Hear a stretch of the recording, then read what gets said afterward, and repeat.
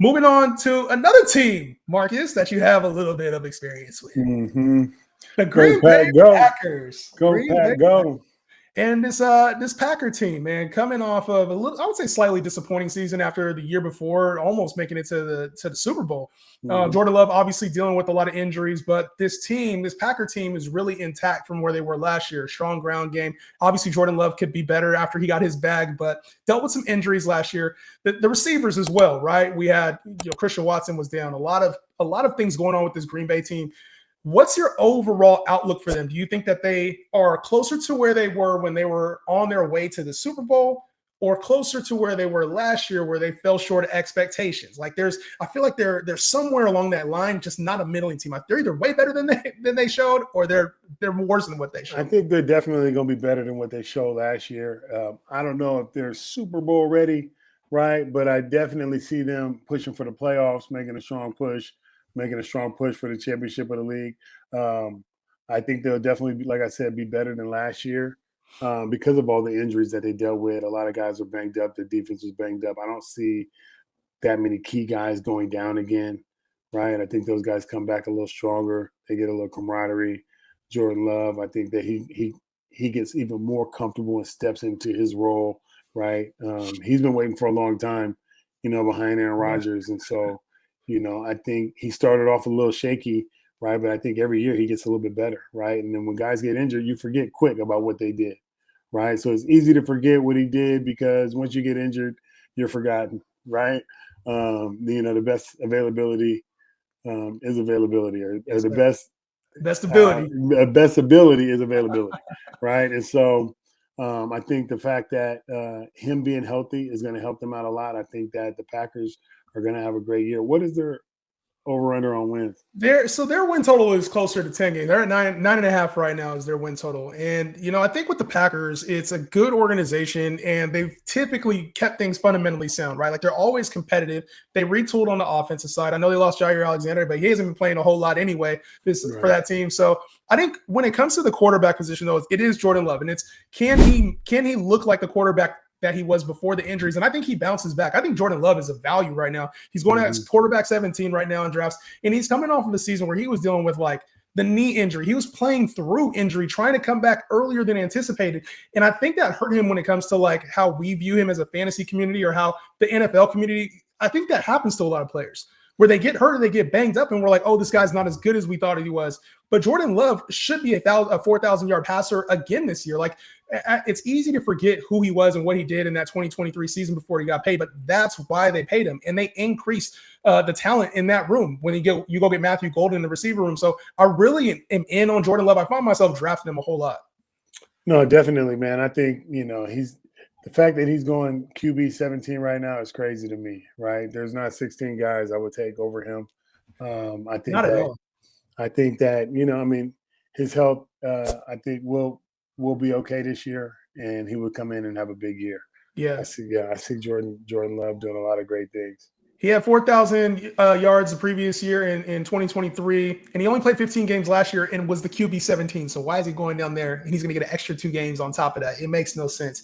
And I talked about the increases in the receiving room, Marcus, and you go get kind of a technician, a guy that they say reminds a lot of them of the old number 17 that was wearing that jersey.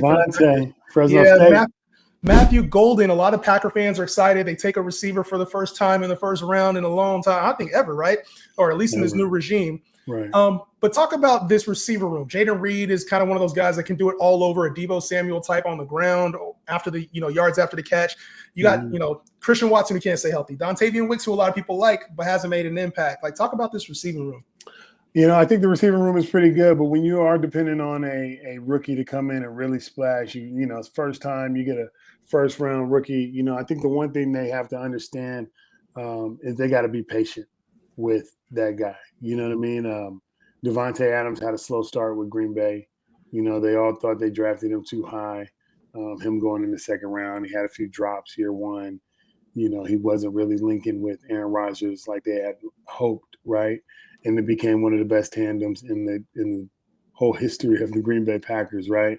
And so I think they really got to stay patient and let Love and this guy really build a rapport. Like you said, these other guys haven't been able to stay healthy and be on the field. And so I think that they're going to lean on this rookie. And I see him having a big career. I just think you want to stay patient with that guy and see where it goes from there. Yeah, Matthew Gold, he's got the deep speed, he's a technician, but this team, I feel like with Jordan Love, the one thing is he spreads it around, and that's why we've had trouble over the years. Is it Romeo Doubs who's the number one? Is it Christian Watson who's the number one? Is it Jayden Reed who's the number there's been trouble in identifying who the number one receiver is, and they're all going outside of the top 40 receivers right now. Matthew Golden, Jayden Reed, Romeo Doubs, all of them are outside of the top 40, which makes sense. But if Jordan Love does play better than he did, these receivers are going to be good. And Jayden Reed is the one I'm looking at as an incredible value right now. He finishes the wide receiver 25 and wide receiver 29 in the last 2 years. He's never finished outside the top 30, and we're taking him outside of the top 40. It doesn't make sense. Doesn't make sense. For me, man, I really like his game, and they utilize him in ways that it's not so dependent on receiving yards or red zone work. They use him in the ground game on reverses, and they get him the ball in his hands. So I think Jayden Reed will be a value this year, and it's probably a name you can get at a discount. And as far as the tight end goes, Tucker Kraft was like a receiver for them last year as well. So I think you can find some value with him as well. What are your thoughts on Josh Jacobs, Marcus? Because he is a dog. Straight dog. I don't understand why the Raiders did not pay that man. I'm not a Raider fan, but just being a Northern Cali guy, I'm Raider fan adjacent to a lot of friends of mine. And so, I clowned them when they weren't able to re-sign Josh Jacobs. I couldn't believe they didn't do that. He's running mean. He's running like he needs to prove something. And I think that's the kind of attitude you want your running back to have, right? You got a chip on your shoulder. Your team wouldn't pay you. It's kind of, you're going to carry that with you, right? And I think it's one of the things that professional athletes do the most is find that chip, right? Find that chip on your shoulder. Who wronged me, who said I couldn't get it done, and really run, right? And so I think he's running angry. He's running hungry. Yeah. And I think that he's going to have a big year. I'm definitely looking to add him to my roster.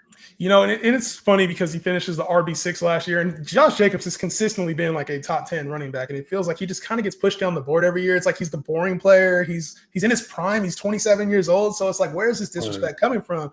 And he's coming off a season where he had 1,300 yards and 15 touchdowns. And the efficiency hasn't gone away. It's like he keeps getting better. And this Green Bay team in the wintertime does tend to run the football a little bit more. So I really like Josh Jacobs at the value right now. But they also have another back in MarShawn Lloyd, who didn't get a whole lot of opportunity last year. He got hurt. Josh Jacobs stayed healthy.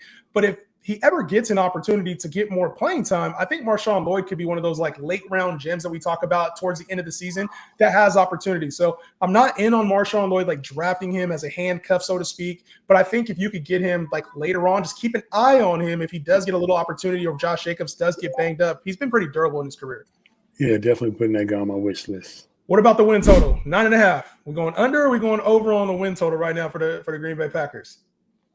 The under, you get a little extra juice with you got to pay a little extra juice with the under. The under is minus 120, and the over is plus 100. 9.5 wins. Man, 9.5 wins. I'm going over. Over? I see him getting 10 wins. I'm going over with Green Bay. I see him getting 10 wins. I don't see him losing more than 6 times. I think that I think they're going to come back this year and have a bigger year, right? And I think they're going to, like I said, they're going to be more healthy. I'm taking the over. Yeah, if I had to pick one for the Packers, I would go over on them. I think this team plays much better than they did last year, and I think we're getting a slight discount because of the Jordan Love injury. And I think this defense is an underrated unit, and even without Jair Alexander, they're still going to wreak havoc. So I'm in on that. I like the over right there as well.